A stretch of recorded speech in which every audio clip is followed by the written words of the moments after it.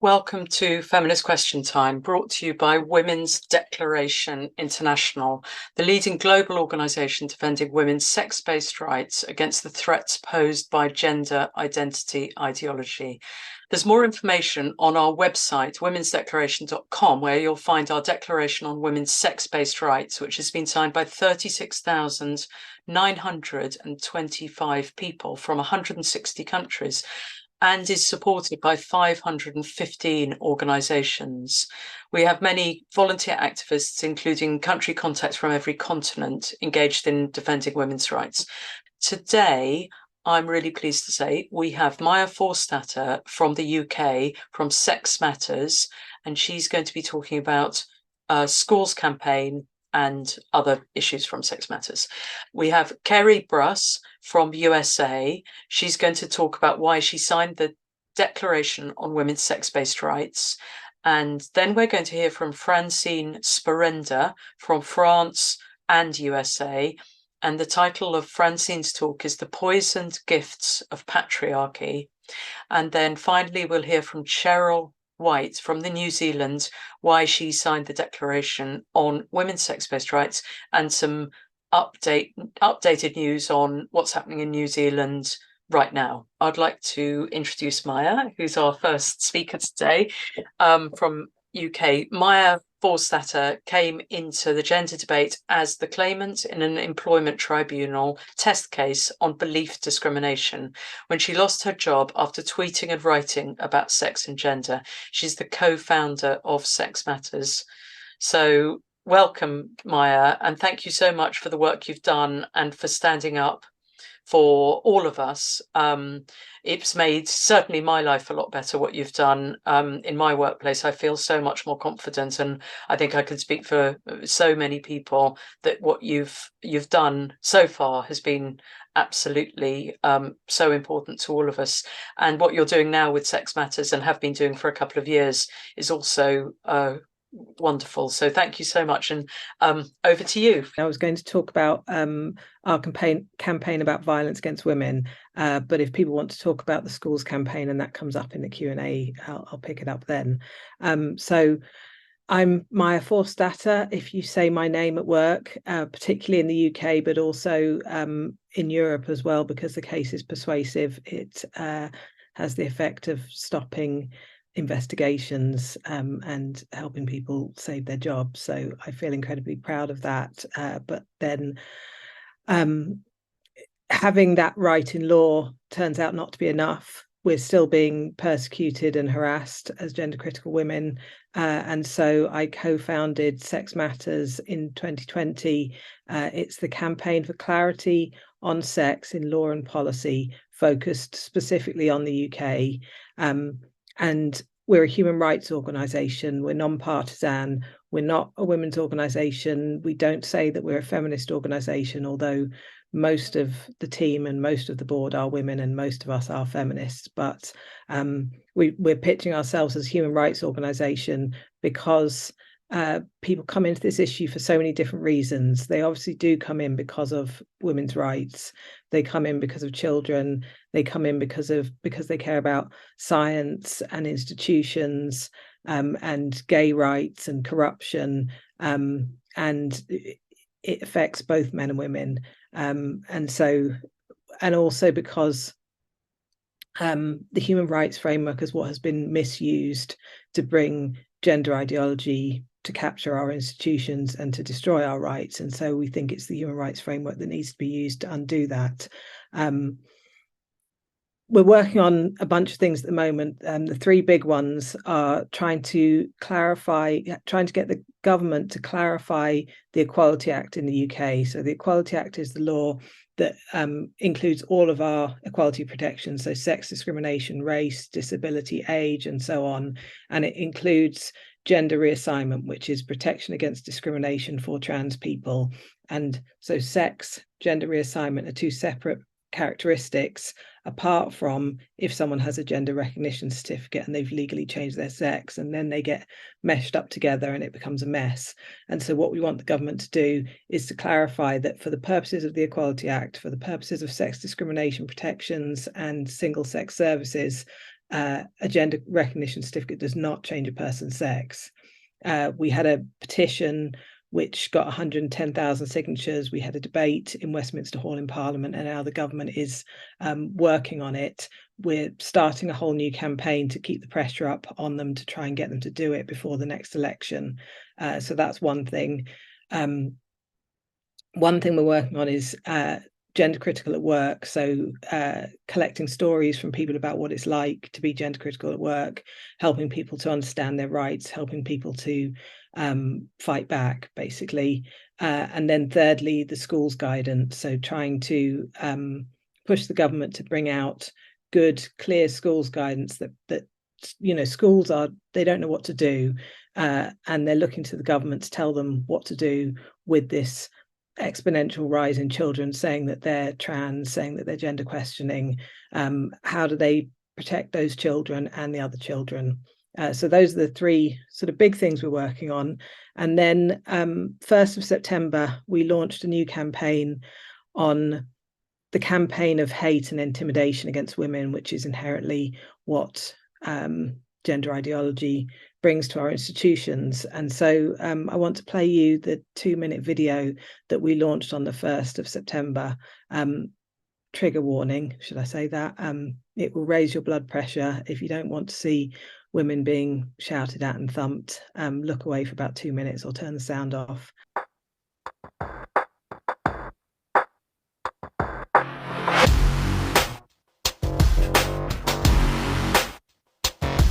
I was going to come here and be really fluffy and be really nice and say, yeah, be really lovely and queer and gay. No, if you see a turf, punch him in the fucking face.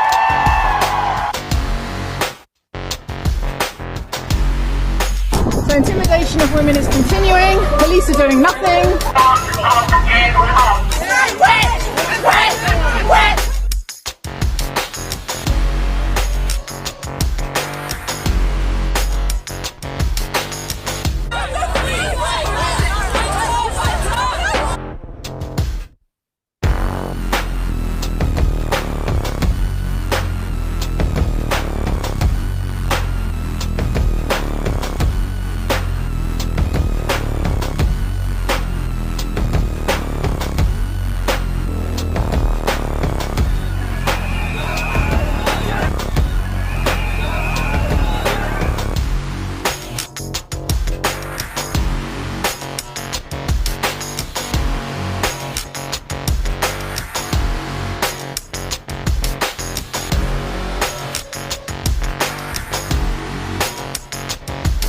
Get these turfs off our turf!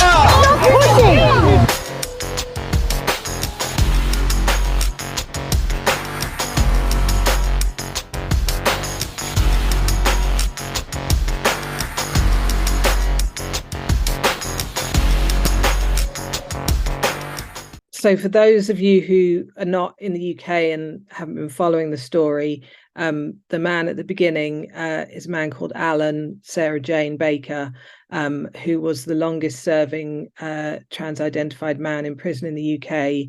He was in a men's prison. He was there for abduction and torture, and then for attempted murder while he was in prison. He's been recently released and has been adopted by the trans rights movement, and he turns up outside women's events alongside all of the other people who are outside women's events, and shouts at us and intimidates us, and also walks down the street with his top off and manages not to get arrested for that. And so the video at the beginning is from London Trans Pride, July the 8th in Trafalgar Square, middle of London, where he stood in front of the crowd and he said, "If you see a TERF, punch them in the fucking face," and the crowd cheered. And the police did nothing, and women who were there and women who saw it reported it.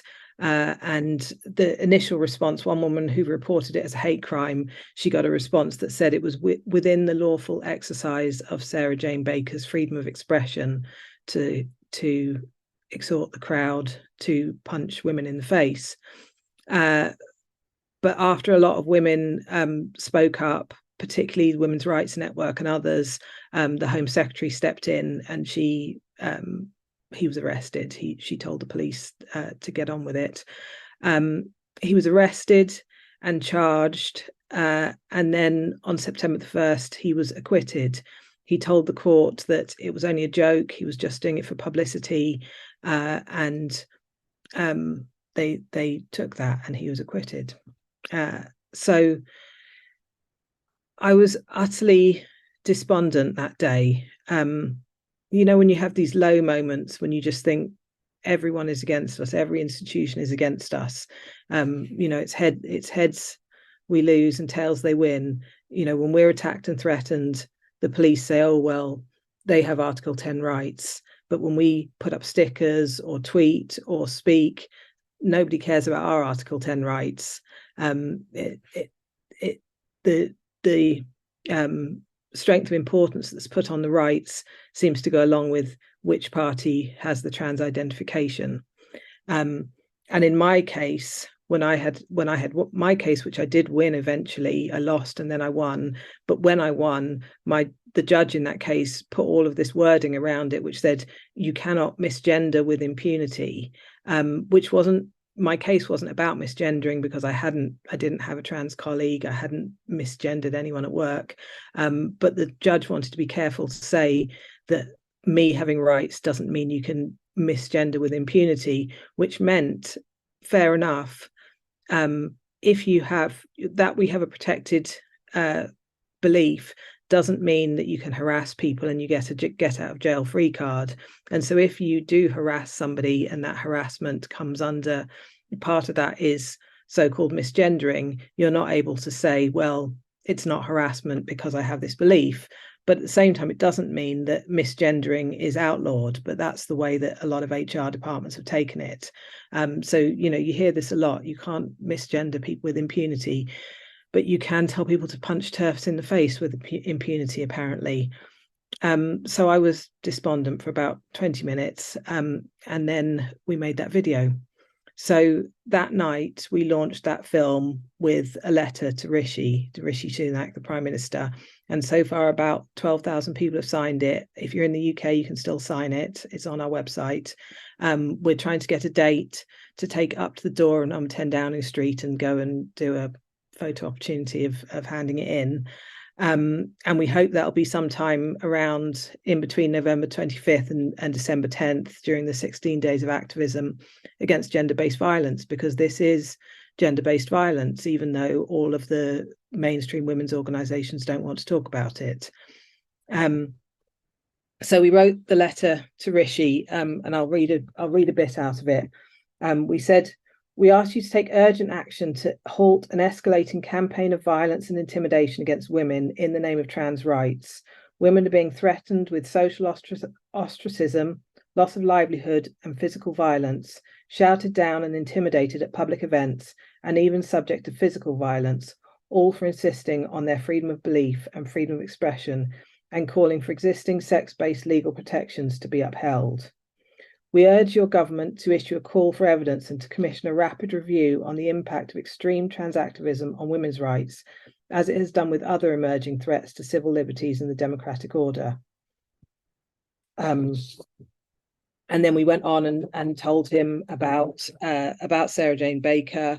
We told him about a whistleblower from the Metropolitan Police who had revealed that they had an official day for Trans Day of Remembrance in the Metropolitan Police, where the speaker told officers that anyone concerned about transgender ideology was a bully and a bigot motivated by hate. And when they mentioned the name Posey Parker, Kelly J. Keane, officers booed and hissed. And so we told him about all of that.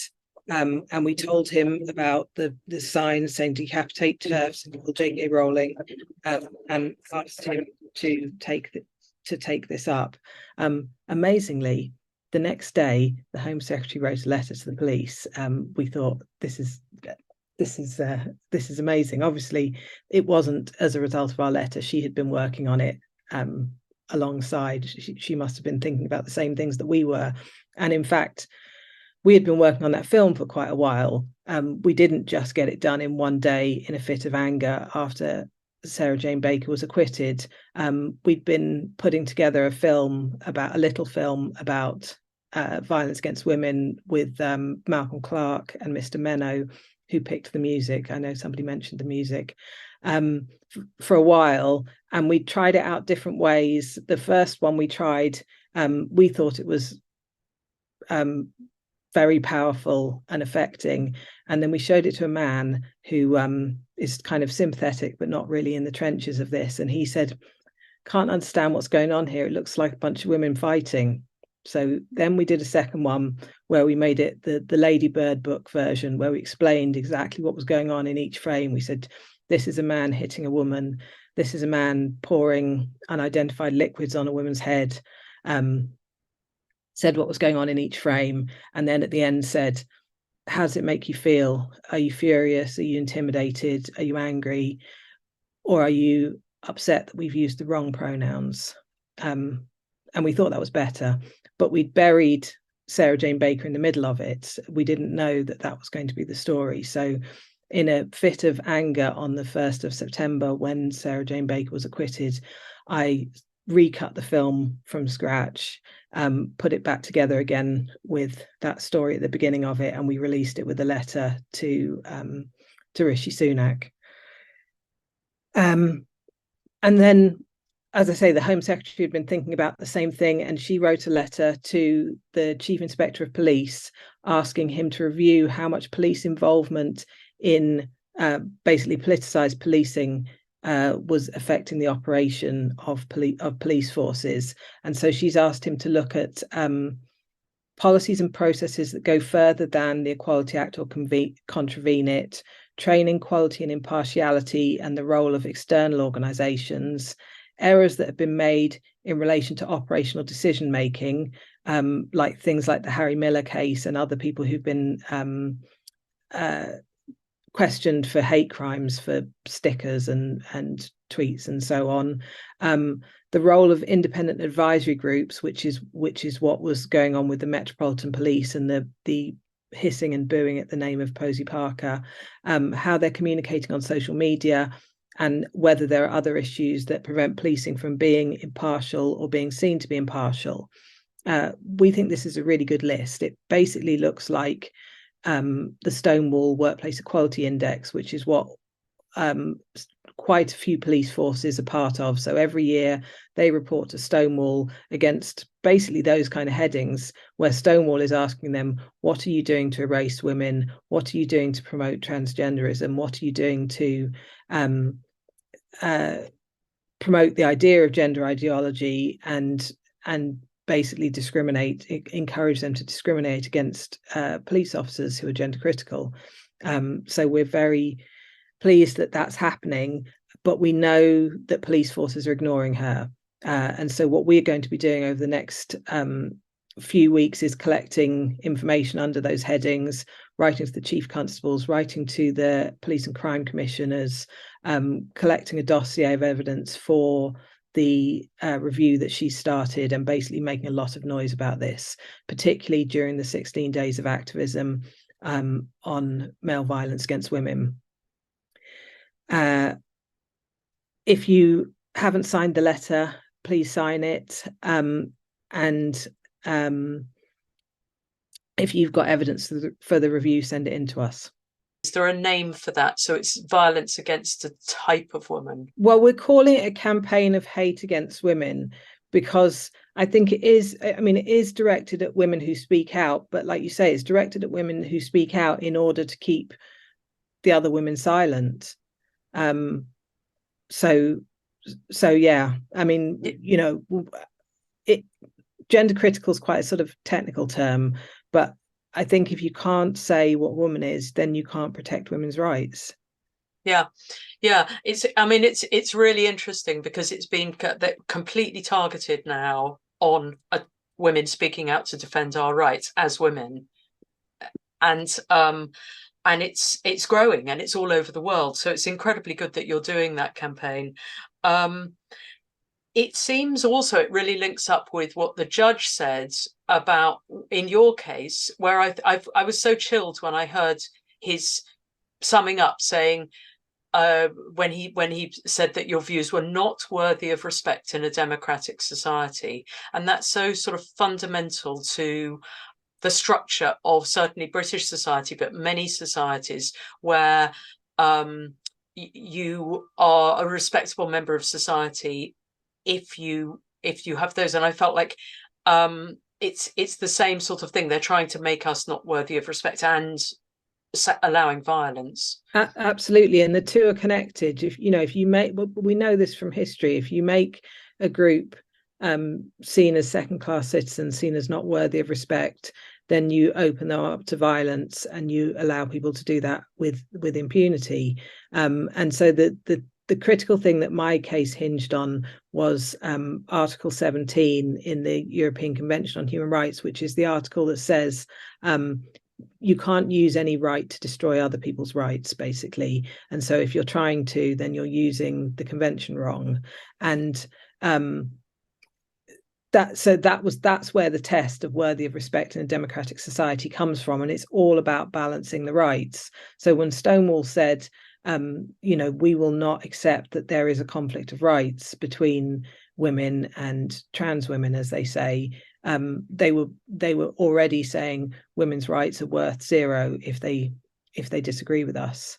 We're coming up to an election in Britain, and it seems as if there's a lot of opportunity for us to engage with politicians, to ask them what their views are. And the big question, what is a woman, can be answered. But have you got any useful questions or that we could ask to politicians when they come around knocking on the door on this issue? So this is the other campaign we're just launching, which is what we're running with is asking them whether they support single-sex services. So we're asking them to say, I support single-sex services, and that includes not just specialist services, women's refuges and so on, but also everyday services, also associations, also sport. So the whole package of things that the Equality Act allows on a single-sex basis, we want them to commit to saying that they support it. And on one hand, that's kind of motherhood and apple pie. Even the Labour Party have now said that they support this stuff, but getting them to say it and then having committed to it, have to deliver on it in terms of changing the law, updating the guidance, and standing up for the ability to have single-sex services. That's what we're doing. We know there are other people doing a more kind of what is a woman question, and that's fine too. That's a good thing to ask. But we sort of wanted to get them tied down on not just, because Rishi Sunak is saying he knows what a woman is. He says he's the only candidate for Prime Minister who knows what a woman is. But it's not enough just to know. They also have to practically defend women's rights. And the thing that we're asking them to do is to make this amendment to the Equality Act, which would then have a whole lot of knock-on effects, because once you have that clear right that women have protection against sex discrimination on the basis of sex, and that when it comes to the public sector equality duty, so that when organizations have to think about how their policies affect different people with different rights, they have to think about women, female people as a group, not including some women with penises, as Keir Starmer would have it, although he's also now kind of backing away from his position, which was 99% of women don't have penises. So I think there will be a lot of asking every politician, every candidate, do you know what a woman is, which is great, but we also want to say, will you support single-sex services, and here's how to do it, so that it's not just gotchas and sound bites, but it's also serious policy. Yeah. Can I ask you as well, because I think quite a few people would be interested in your campaign in schools about socially transitioning children, because when you told me about that, I think it's a great move, and I think we could make loads of progress on it. Could you explain that a little bit? For a long time, there's been no guidance really for schools on what they should do when a child says, I think I'm the wrong sex, I think I'm born in the wrong body, I want to socially transition. And this has been driven by doctors, it's been driven by the Tavistock Clinic and by doctors who perhaps thought they were doing the right thing, but didn't really think about schools at all. They just assumed that if they said this child can socially transition, then the school could accommodate that. And at the start of that, these were very small numbers of children, but as we know, they're now, it's escalated massively over the past 10 years. And no one has ever really thought about what do schools have to do and what should schools do to accommodate these children. And so it's been assumed that schools should accommodate social transition. And then once you have that in a school, it becomes a kind of target for those children and target for other children who are unhappy or autistic or, just going through miserable puberties or whatever, that there is this possibility of social transition and it's celebrated and you can do it. And so, the kind of school to clinic pipeline accelerates, but nobody at the outset of that said, what about the other children's rights? And what does a school have to do? And so schools have been told by Stonewall and others that the Equality Act tells them that they have to socially transition children. And the underlying thing with this is that the protected characteristic of gender reassignment, which covers not just people with a GRC, but anyone who is on any point of a personal journey of transition, whatever that means to them, is covered against discrimination. And it does cover children. There's been a legal case in the High Court where that was challenged and they lost. And there's nothing in the legislation that says it doesn't cover children. And so we think it does cover children in the same way that the protected characteristic of sexual orientation covers children, and there's no legal limit on the age limit. But it doesn't mean that those children should be treated differently. You shouldn't treat children differently in school because of race, because of sexual orientation, because of religion or belief, because of you should treat children differently because of disability, because you have to make reasonable accommodation, and you treat children differently because of age. But the protected characteristic of gender reassignment doesn't mean that the child has changed sex, and it doesn't mean the school should treat them differently. It just means that schools should make sure that they get an education, get the same education as other children, and are not bullied. And so we think, looking at not just the Equality Act, but all of the other laws that schools have to follow, because schools are very legally constrained, legally created institutions, and they're rules-based institutions. And if you look at all of the other regulations and responsibilities that schools have to record a child's sex, to risk assess situations, to safeguard children, to provide, safe, suitable toilets and showers and all of those kinds of things. And then the Equality Act, not to discriminate on the basis of sex, also not to discriminate on the basis of gender reassignment. If you look at all of that together and take a deep breath, it doesn't say socially transition children. It just says treat those children the same as others, the same safeguarding, the same duty of care. And that's what we've been pushing the Department for Education to come out with in their guidance. And it's late. There's a whole fight going on between the Cabinet Office, the Department for Education, and the Government Equalities Office. And we really just want them to get out the guidance that they've got now. So, and they're going to do it for consultation. So, just bring it out, let people see it, let us comment on it, let the other side comment on it, and then see where it lands.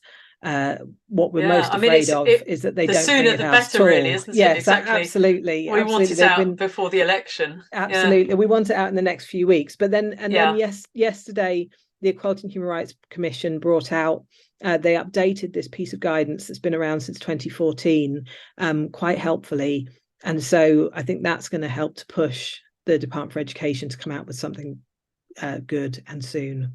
Why are the police allowed to ignore the Home Secretary? Shouldn't she have the power to enforce their compliance? I don't know. And I mean, she should. I don't know enough about how she does it. But I mean, what she's asked is for the His Majesty's Chief Inspector of Police to do this statutory review. So I think, you kind of go through that process and then come out at the end with, this is the problem, you must you must deal with it.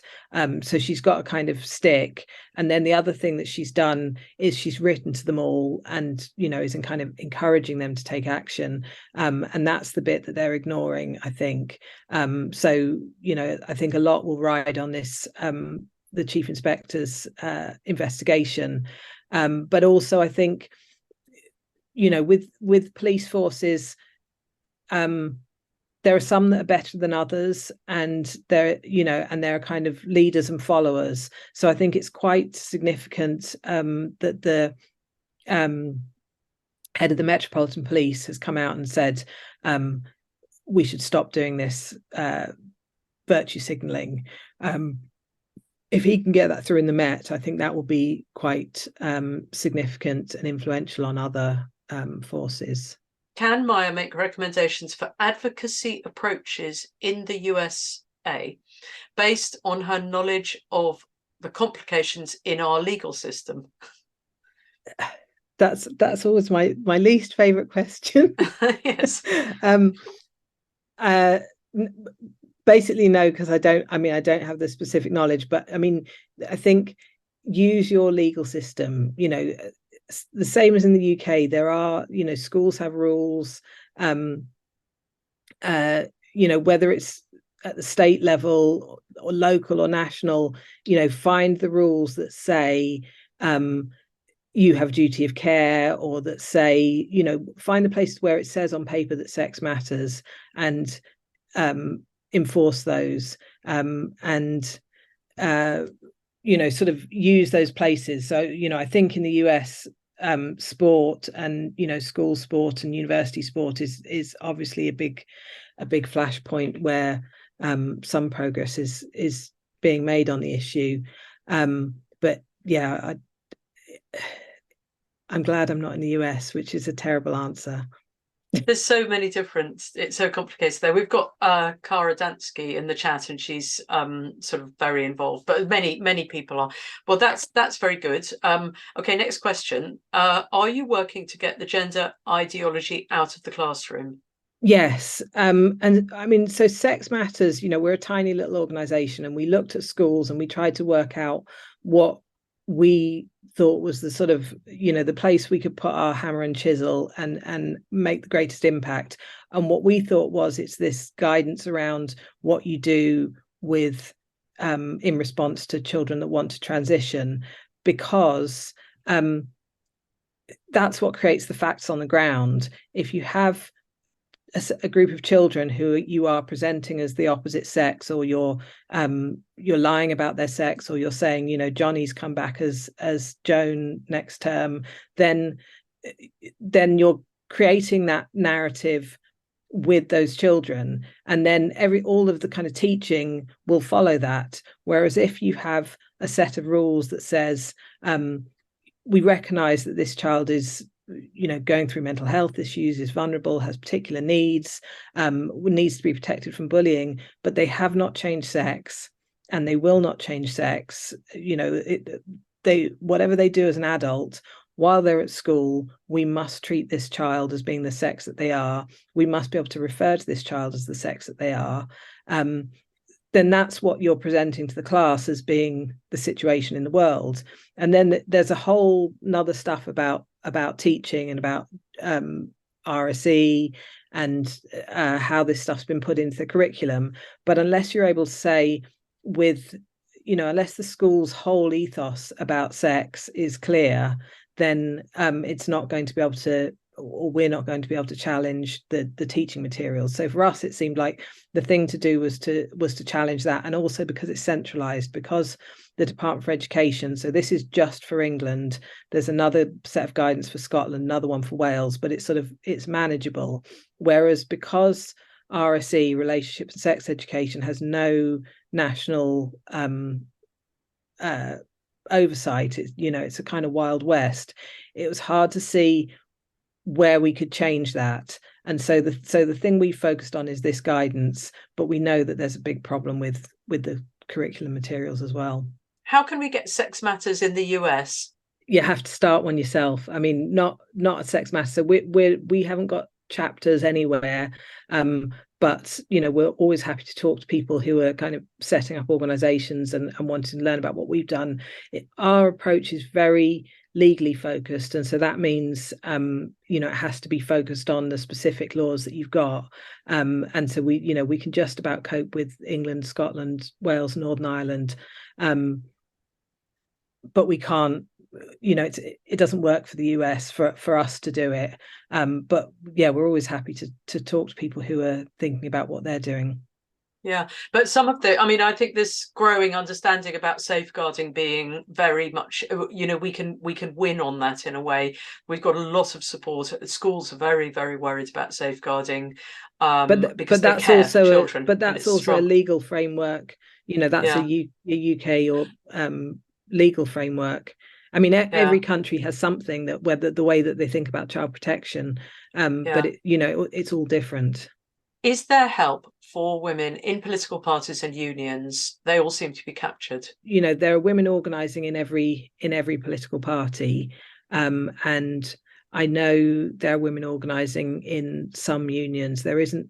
I think Pilgrim Tucker has been talking about doing something broader with the unions, but there is, in the teaching union, in the various civil servants unions, I know that there are women organising, but there isn't a single campaign on it. And then obviously there's Labour Women's Declaration, Conservatives for Women, Liberal Voices for Women. I think the Women's Equality Party caucus has just given up because the Women's Equality Party is hopeless. Somebody more captured than anyone else. Someone will tell me if I got that wrong. It's the women's organisations that are more captured than everyone else. It's tragic. And the Greens, there are still Greens fighting the good fight. So find your people. And there's the Green Women's Declaration, which is now really growing in momentum there reasonably. Yeah, and then there's all there are 3 legal cases against the Green Party, so that's kind of focusing their mind. Does protecting women first make more sense, or interrupting the school narrative first? So I struggle as a US teacher knowing where best to fight. I mean, I think as an individual, you fight with the tools that you've got. You look at the the leverage that you might have. But for Sex Matters, kind of strategically, when we started, we thought we were all about employment law, and we were all about workplace, and how gender ideology is corrupting all kinds of different sectors. And we, on our website, we've got kind of sex matters in the judicial system, the police, the prisons, and so on. And that is still our strategy. And then one of those sectors was schools. But we've kind of come around to thinking that schools is really, really important, not just as this kind of big employer and, a sector that's affected by this, but just because of that demographic flow of, if you're trying to kind of recapture the institutions and bring the grown-ups into the room, but if the next generation and the next generation of kids that are coming through are, 1, being damaged, and 2, accepting the gender ideology, and then going to university and going into professions and influencing those organizations, that we will never win if we don't win back the schools. So I think, if you're in a position to fight the battle in a school, without losing your job, don't lose your job, then it's a good place to fight it. So we're going to go to our next speaker now, who is Kerri Bruss from the United States of America. Kerri is a retired nurse, proud mother of 2, lifelong feminist.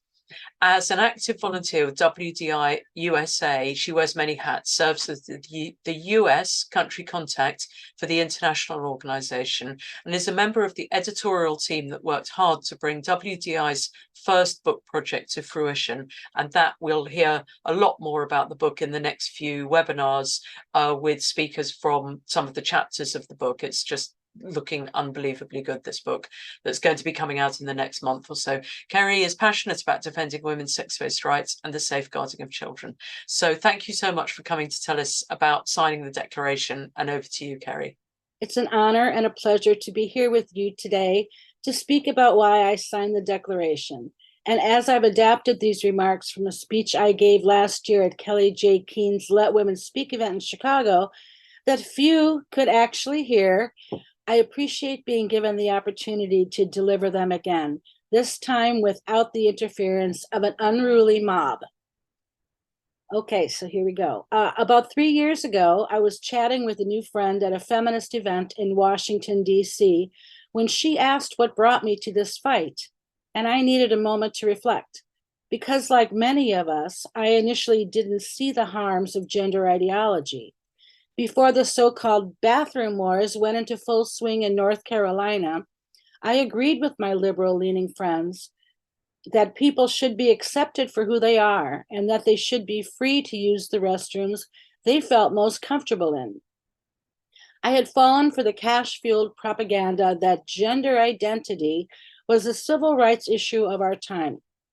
In truth, I really wasn't thinking too deeply about any of this as recently as 2015, when Bruce Jenner appeared on the cover of Vanity Fair magazine as the stereotypically glamorous and sexy Caitlyn in June of that year, accompanied by an article covering his alleged transition to womanhood, I don't recall blinking an eye and may have even quietly cheered him on. I paid no heed when the push for gender-neutral bathrooms in public facilities began in the state of Vermont in 2009, and missed when this idea spread like wildfire through US college campuses, so that by 2013, at least 150 universities and a growing number of high schools had installed them. I was blissfully unaware that the first gender-neutral bathroom in the White House was so designated by President Obama in 2015. But by mid-2016, I was definitely paying closer attention to the arguments for and against taking place in the news and on social media, and beginning to think more critically about the issue, as well as its broader implications.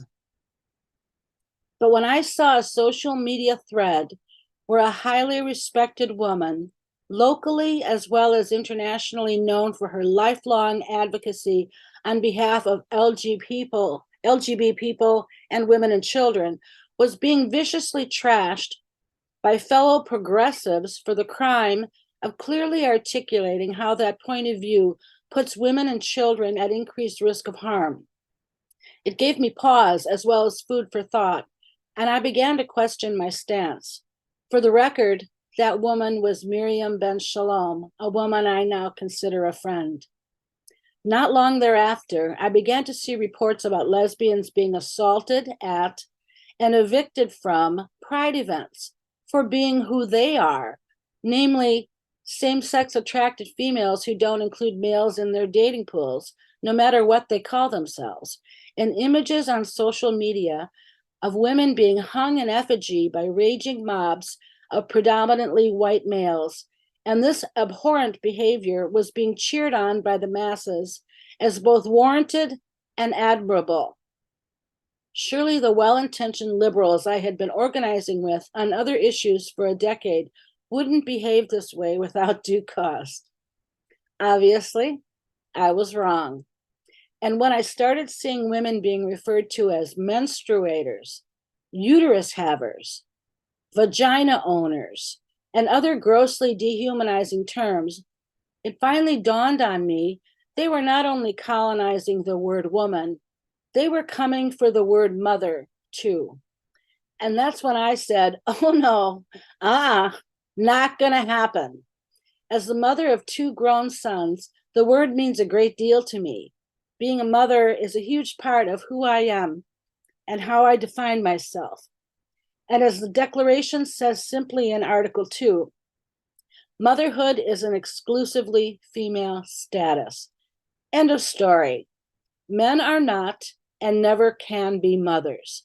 Not all women are or want to be mothers, but damn straight, every mother is a woman. Men can't have our word for the uniquely female experience of gestating and birthing a child. I started saying no then, and I'm still saying it loudly, persistently. What I next needed to find was a community of activists to collectively say no with. And fortunately, I discovered the Declaration on Women's Sex-Based Rights, cheered as the organization it was founded on, launched in March 2019, signed it at my earliest convenience, and got myself connected.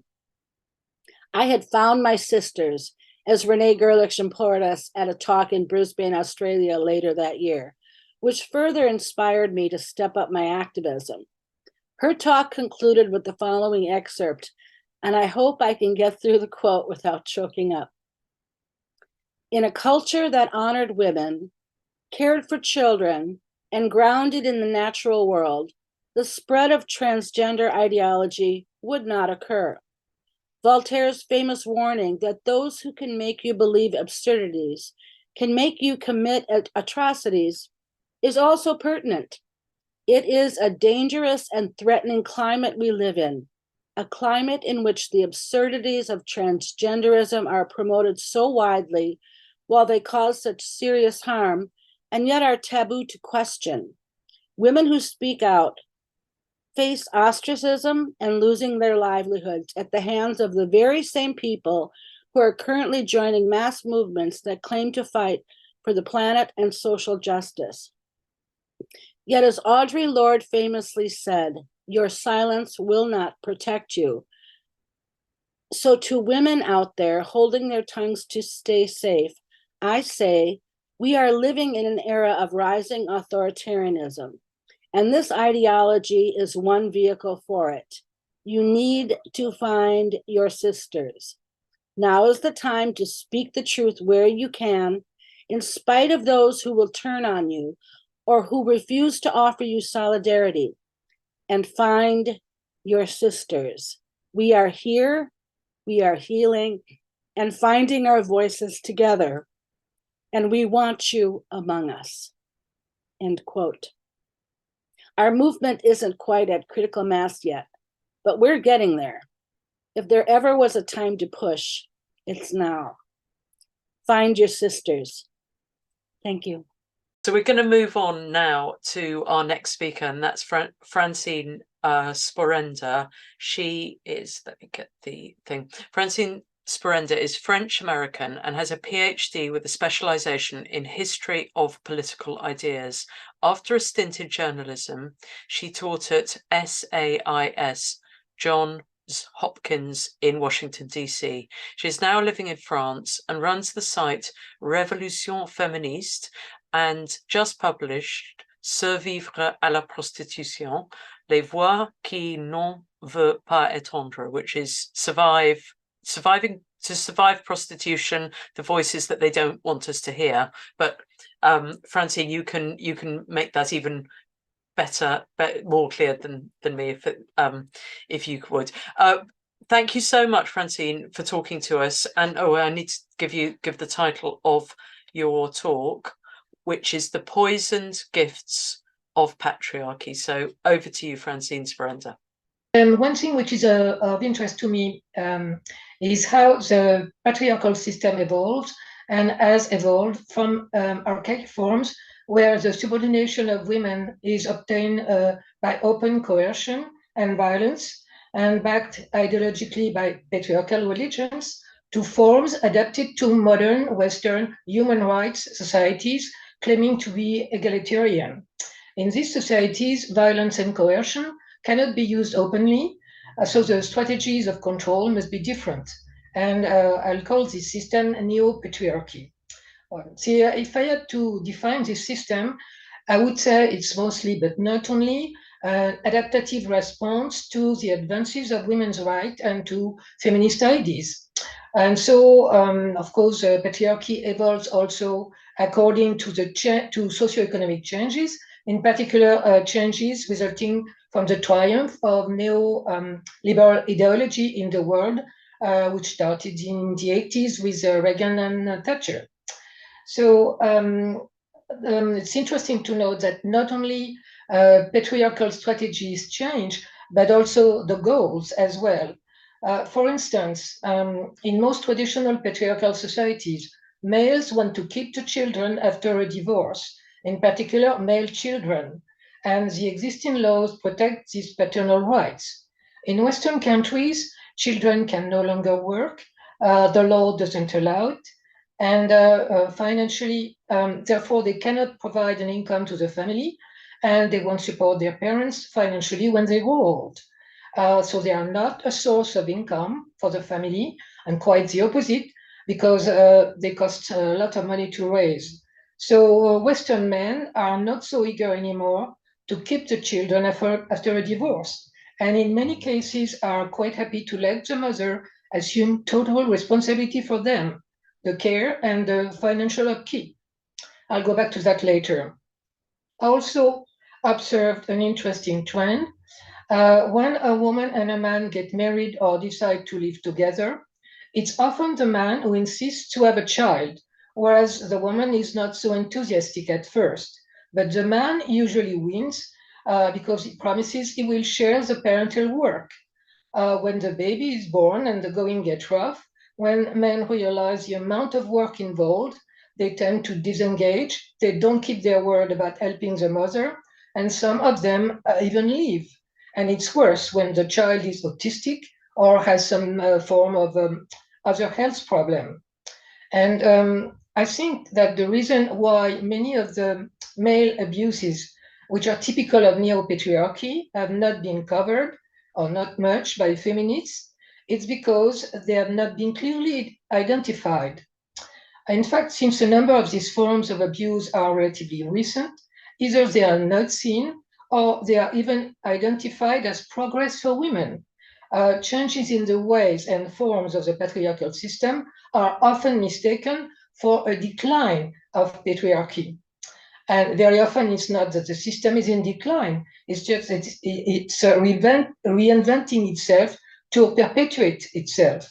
But many women and even feminists can be fooled about that. It's not because patriarchy now looks different from what it was in Europe about 150 years ago that is declining. Change and decline are two different things. One of the typical aspects of neo-patriarchy is what I call the boomerang effect, a new social trend or reform, which is a real improvement in the legal rights or options open to women. The system turns it into a major material gain for men. For instance, divorce. It's a typical example of this boomerang effect, and it's been identified by feminists for a long time, in fact. So, having the possibility, the legal possibility for a woman to escape a tyrannical, abusive, and violent husband was and is still an essential step in the protection of women against male sexual and physical abuse. We know now that divorce often results in a deteriorated financial situation, even in poverty for women. The figures for the UK and France are close. When they divorce, women on average lose about 30% of their income in the UK and 35% in France. And of course, their economic situation deteriorates even more if they have children. According to the statistics I have, men don't lose hardly anything, when they separate. And even I have read that their income increases. So a legal option, which was a lifesaver for women trapped in bad marriages, has been turned to their financial advantage by men.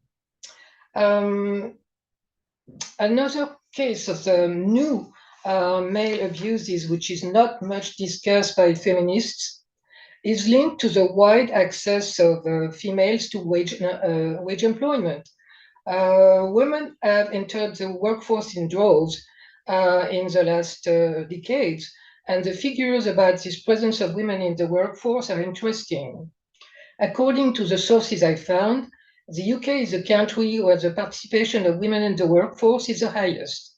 In 2020, 72.3 women worked in wage employment in the UK, but half of these jobs were part-time.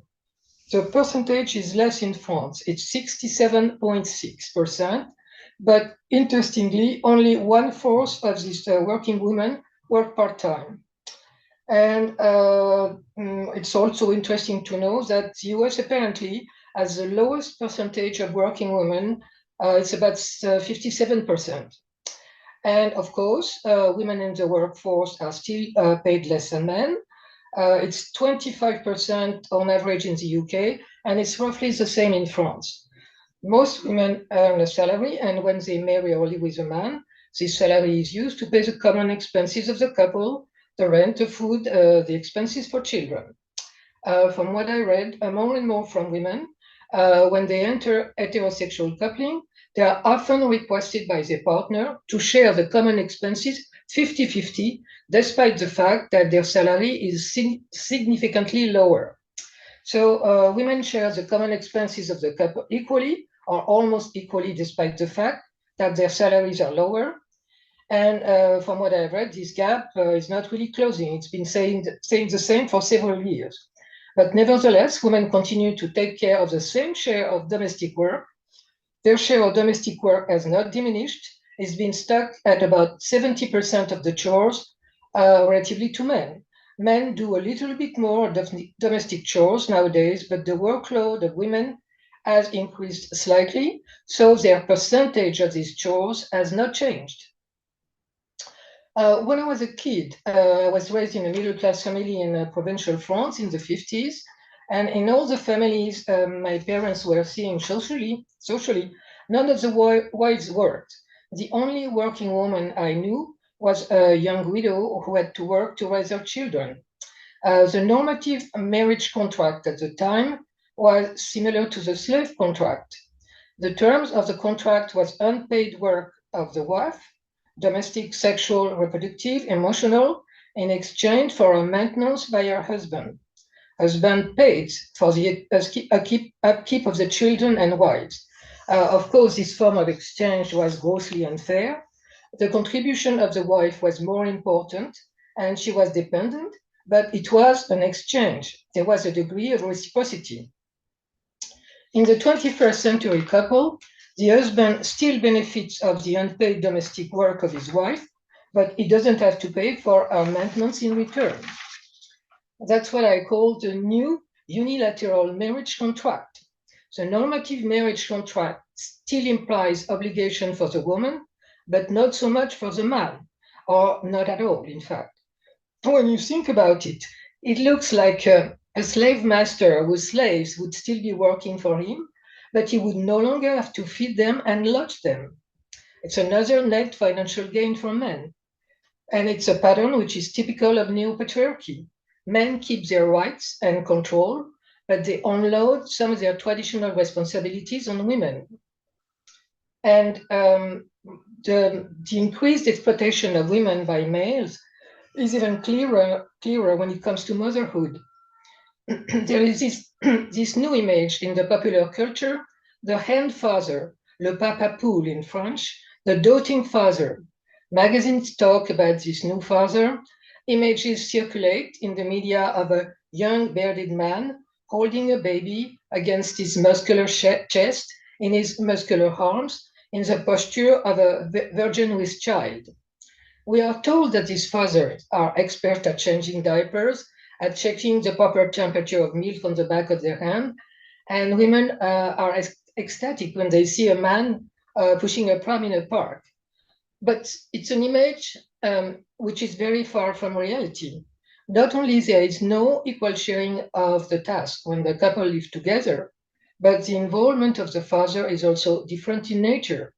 Fathers don't do many of the care chores. What they do is a smart, educative, fun activity, reading to the child, playing with him, watching or doing sports with him. And they never assume the mental load of organizing the care and activities of the child. It's always the mother's work, and it's only under her supervision and planning that the father does things for his child. It helps the mother, but she's always the organizer. So the image of the new father is a patriarchal inversion. These fathers may exist, but they are a rarity. The realities of modern fatherhood, as they appear in the statistics, are the exact opposite of this image of the new father. For instance, who gets up at night when the baby wakes up and cries? In France, it's a mother in 80% of the cases. 50% of the fathers never get up at night to take care of a crying baby. And when a child is sick, it's a mother who takes a leave from work to take care of him. The proportion of men who do that is close to zero. It's a mother who talks to the teacher when the child has a problem in school, etc., etc. In France, after the birth of a baby, working parents have a paid leave of 28 days, out of which 5 are compulsory. The amount of money they received is paid on the salaries of the last 3 months. The mother take the whole 28 days, and then take another parental leave, which can last up to 3 years. After this parental leave, some of them give up working entirely, while others decide to work part-time, with the reduced income it implies. The men take the 5 compulsory days, but almost none of them takes the other 20 days of the leave. That says a lot about the real investment of the new fathers with their child. It's when parents divorce that this gap in the parents' involvement with the children becomes abysmal. There is an important difference between France and the UK when it comes to the custody of children after a separation. In the UK, there is a single custody, usually to the mother, in 93% of the cases. In France, there is a single custody only for 71% of the cases, and judiciary and social system seems much more geared to the protection of fathers' rights. What happens typically in France after a separation is that in 80% of the cases, there is an agreement between the parents as to how to organize the custody of the child. Then the family court judge just validates this arrangement. If the separation is conflictual, then the judge decides in the best interest of the child, and the choice by default is almost always shared custody, also called shuttle custody, because the child goes back and forth between the mother and the father. Shared custody means equal time spent with the father and the mother. The reason why judges decide in favor of shared custody quite often in the context of a conflictual separation is because fathers almost always ask for it. 18.8% of the fathers asked for it, and 17.3 get it, and the judge grants it to them almost automatically. The reform, it's very interesting to know that the reform about shared custody has been passed in 2002. It's been passed by a woman, Ségolène Royal, who was a minister of the family, and it was passed under the pressure of father rights associations. And apparently Ségolène Royal was convinced by their arguments. And it's such a major victory for men that it's been named the SOS Papa law, because the main association for father rights in France is called SOS Papa. And so, as I say, it's so much in favor of fathers' rights that nearly all fathers in conflictual situation ask for it, and they get it. And so why is it so much in favor of fathers and men in general? The main point is very unfair to mothers, because, as I said, when the father demands this shared custody, they get it. And so, of course, the judge validates this, and in this case, the mother has to accept it. They have no choice. But, it's very unfair, because when fathers don't want to get involved with their child, they don't ask for it, so they don't get it. But a woman has to accept the husband and the judge decision whether they want it or not. She has no choice. The father has the choice, the mother has no choice. So it's one first thing why it's so much to the advantage of men. And it's interesting also to know, and it's been noted by pedopsychiatrist Maurice Berger, that when fathers get shared custody, they don't take care of the child themselves. It's their new girlfriend or their mother or a nanny who does. So they are not requesting child custody to take care of the child themselves, but to claim their right on the child and to get even with the mother.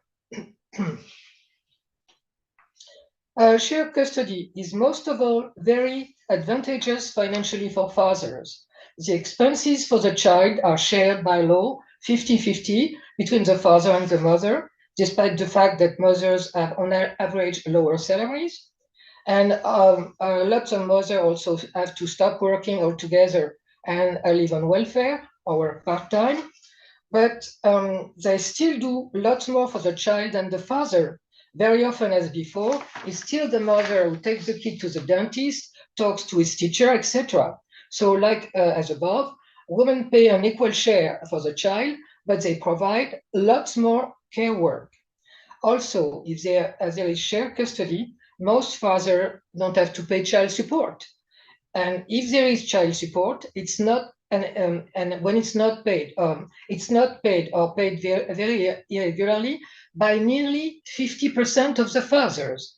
And even if they don't pay child support, they keep the shared custody. And anyway, the average child support is very low anyway. It's about 180 pounds per month. And if the father don't pay, Social Security, specifically the CAF, can withdraw directly the amount from their bank account.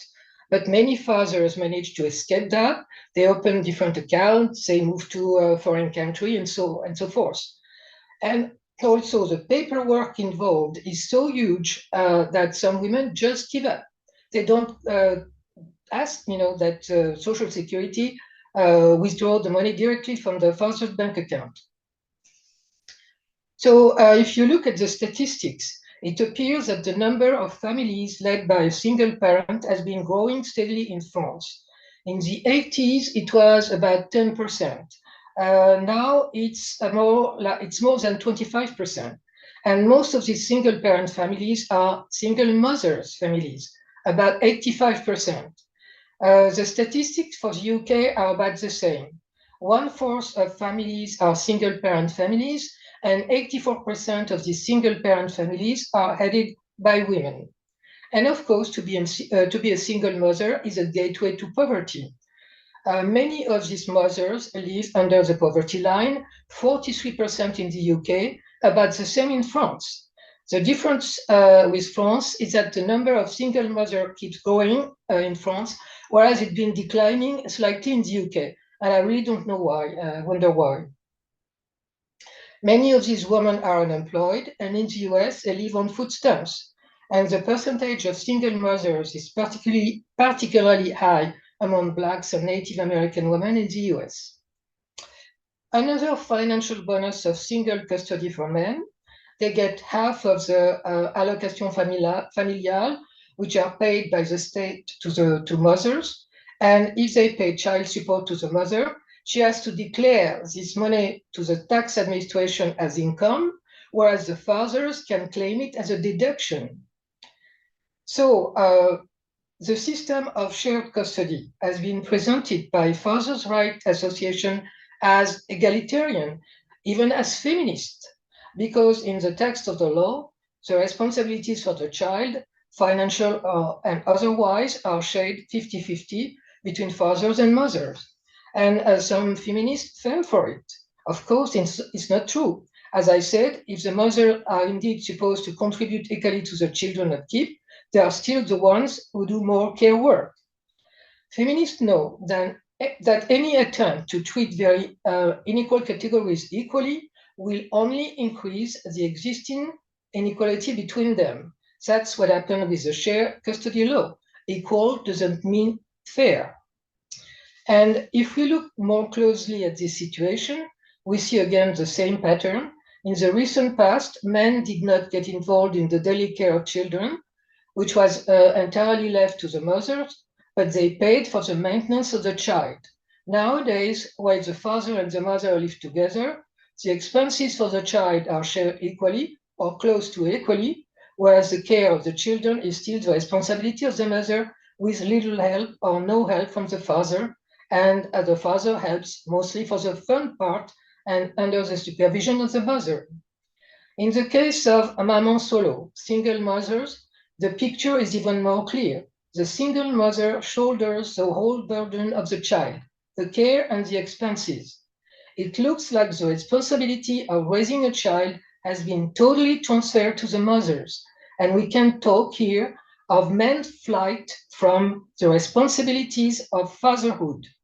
Men's flight from fatherhood means women being trapped in it in motherhood even more than before, as the responsibilities abandoned by fathers have to be shouldered by mothers, and being a single mother often means poverty. So it's a major demographic evolution, and not many feminists, and of course nobody talks about that, or it's hardly talked about in the media. And again, it's definitely not in the favor of women. And also, I would like to underline that shared custody, the by default solution when a separation is conflictual, is not only bad for the psychological development of children, it's also absurd and even sadistic to force a woman who asked for a divorce because her partner was abusive and violent to stay in touch and meet regularly with him after a separation, because the child has to be handed to him and taken back several times a month. These contacts with his ex-wife are an opportunity for the man to be abusive, controlling, and violent again with her. Also, it's the opportunity for him to start arguments about each decision regarding the child. Mothers have been assaulted by their ex during these meetings, some even murdered. Also, in a situation of shared custody, a mother loses her freedom to move as she wishes, which is a basic human right. Even if she's employed and she's offered a job in a different city, she cannot accept it because she has to stay close to the father's residence. She can't take the child with her on vacation or change his school without her ex agreement either. So I would say that this law, like some other laws that, which have been passed under the guise of being pro-women, in fact, is quite the opposite. And to me, it's part of the general counter-strike of patriarchy against the advances of women's rights, just like, in fact, a gender identity ideology and like incels. So it's part of a whole, I would say, and we should see it as such. It's not something which is isolated. It's a system. And in fact, in my book, I deal with other laws which are also basically presented as pro-women, but in fact work against them. Thank you. Are your books available in English? No. I could, because the first book I wrote about prostitution, it includes a narration by survivors of prostitution who are, of course, French, but also German, British, American, Canadian. So a lot of these testimonies were originally in English. And so I just, commented them and just sort of tried to draw general conclusions about what they said, but a lot of these testimonies were originally in English. So again, I think this book would be easier, in fact, to be translated in English, because a lot of the texts were, in fact, translated from English from French. Francine runs a site, Révolution Feministe, which is that, do you upload new ideas and new articles regularly on that site? And the last interview I did, which is published on the site, is an interview with Sheila Jeffreys, and she's talking about her last book, which is, as usual, extremely interesting. And I would like very much this book to be translated in French, and we are working on it. And but it's really a scandal that no books by Sheila have been translated in French. I can't understand, because as far as I know, they've been translated in German and maybe in Spanish or something like that. Spanish, definitely, Not in and French. Korean. Yeah. Oh, very interesting. But to go back to what I said about this shared custody, I hope such a law is not passed in the UK, because if it's a case, feminists have to mobilize against it, because there's so much against women's and mothers' interest, and the worst that is been presented as, well, a new law, perfect equality between fathers and mothers, a step forward for women. Well, it's just the opposite. That's why I call my talk the poison gift of patriarchy, because it was presented as a gift to women, but it's just, it's just poison, in fact. Go now to our final talk. That's from Sheryl White, and she's a feminist from New Zealand. We did this interview yesterday morning, so it's very up to date, and she says some very interesting stuff about what's happening this week in New Zealand. Hi Sheryl. Thank you so much for coming on Feminist Question Time and for sharing why you signed the Declaration on Women's Sex-Based Rights. Where are you from, and why did you sign the declaration? Okay, well, I live in New Zealand, and I live in a small town in North Island, New Zealand now. I signed the declaration because I think you just have to stay vigilant around women's rights. And also, I think there are many places in the world where women don't have rights. So I want to support the maintenance of women's rights in the West, and the increase of women's rights everywhere else in the world. Yeah, it's important. And how did you find the declaration?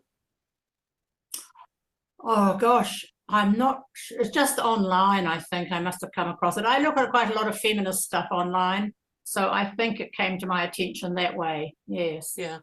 And what do you like about it, as a, compared to other sort of actions you might have taken? Or I like just getting the regular information from Women's Declaration, which keeps me up to date. I look at some of the seminars, but not all. It's easy to be aware, to be online and to stay in touch. And the Women's Declaration just put women front and center, and that's still such a crucial thing in our day and age. Yeah. So, that's really good. And how about New Zealand? Do you feel you have really good women's rights there? That it's a positive situation? Yes, I was just sort of saying to you before that I like the backdrop behind you, and it was reminding me that on Tuesday we celebrated in New Zealand 130 years of women having the vote, coming into law, and I also think it's 10 years since women sex-based rights were written into our human rights documents here as well. Yeah, I forget what you asked me now, but yeah, no, but so yes, in terms of, and so is that September 2023? That's when. So it was. Yes, it was 1893 originally, and then sex-based rights were reinforced in 1993. Yeah. And I mean, do you know, because I sometimes think, how is it that New Zealand women got the vote, but we in Britain, the backdrop I've got is of London suffragettes in London marching. How is it that you got the vote in New Zealand without having to do all this massive struggle, or did you? Look, honestly, I'm not terribly up on the history, but I think there were some very, very active women at the time, suffragettes here in New Zealand. I mean, Kate Shepherd is one of our notable suffragettes. She even made it to our currency. She's on our currency.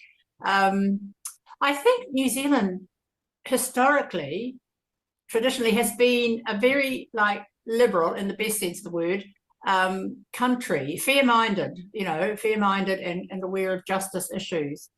that's been the case. Things have changed as they have in the Western world in the last 20 years. But yes, that's been us historically, I think. Yeah. And then, I mean, there's the sad situation now where Kelly J. Keane from Standing for Women had the horrific sort of attacks and danger to her life in the demo earlier this year, and then now has said she's not going to come to New Zealand. She'd been planning to come along, and then I guess it's too unsafe for her. Well, yes, it's very interesting. That event in March really brought it to New Zealand's attention in a way that it hadn't been, I think. I was at that event in March, and it was quite horrific and quite shocking and unbelievable, really, the way it happened and the way the police disappeared and didn't support us. And I'm not surprised, really. I think Kelly J received some new information quite recently that made her more nervous about coming. But then I went to the event this week on Wednesday. Oh, so has it just happened? Yeah. Yes, it happened on Wednesday, and it was a great success. And I don't know any of the behind the scenes information, but the police were there in numbers, and it was a vibrant, happy occasion. You know, we had a great time. There were some protesters, but they were kept well away, and the police did their job, and we had a lovely couple of hours with women speaking out. So it was great. That is so fantastic. That's absolutely, it's really positive, isn't it? That, I mean, it's terrible she couldn't go, but it's fantastic that women went to it, and I guess a few men as well, but women were able to speak and the police did their job. So it seems like maybe they reflected that they'd done the wrong thing in March. Could be. I think the fact that we're having an election, a general election fairly shortly, might have made a bit of a difference. Ah, that's a very good point. So perhaps we should do lots of demonstrating just before elections. Yes. Oh, brilliant. Well, we're having an election next year in Britain, so that gives us a great opportunity. Yes, and I just heard about that the other day, and I'm thinking there'd be quite a lot that women might want to achieve before Labour get, you know, they're expecting Labour to get in next time, are you, in Britain? Yes. So they might be wanting to try and really push some things. Yes, yeah. Well, a lot of women in Britain are thinking about repeal of the GRA, the Gender Recognition Act, which instituted this madness of self-ID. I think that would be quite a challenge, but if we could do it, it would be very good. Yes. Do you think the general population there are like aware and well informed about that? Yes, yeah. In Britain, more and more people are getting finding out what's actually going on and critical of, you know, unhappy about things like puberty blockers for children, promoting gender identities in schools, and the double mastectomies, damage of that, I think, and drag queen story time. There's a backlash against that. So yeah, how about in New Zealand? Is the general public quite aware? I think it's growing. I mean, I do take a big interest in what's happening in the UK, because I definitely think what happens there will impact what happens here in New Zealand. I don't think we've got quite as far as you. We're a bit more entrenched, I think. I do see signs of some change in the UK, but I don't know here. One thing that happened after the event on Wednesday, that one of our major TV channels actually presented a balanced and fair report of it, and it was amazing. I was almost in shock, because I haven't seen that in a long time. So that was a good sign.